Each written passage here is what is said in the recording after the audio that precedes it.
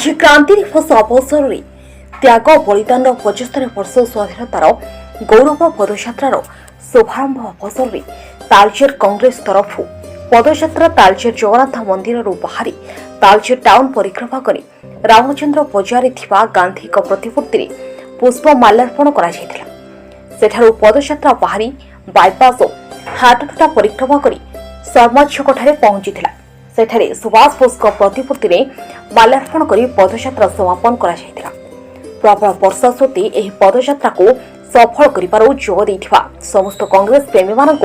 तालचेर कांग्रेस तरफ धन्यवाद ज्ञापन कर कांग्रेस नेता प्रफुल्ल दास समेत केशव भूतिया, दिगंबर पट्टनायक, बजरंग अग्रवाल, हरिबंधु विश्वाल, मुकेश कुमार अग्रवाल, गणपति साहू, ब्लॉक सभापति, महिला नेत्री एवं वरिष्ठ नेता एवं युवा कांग्रेस छात्र कांग्रेस कर्मी माने उपस्थित रही सहयोग करथिले। Bureau report Kalinga media.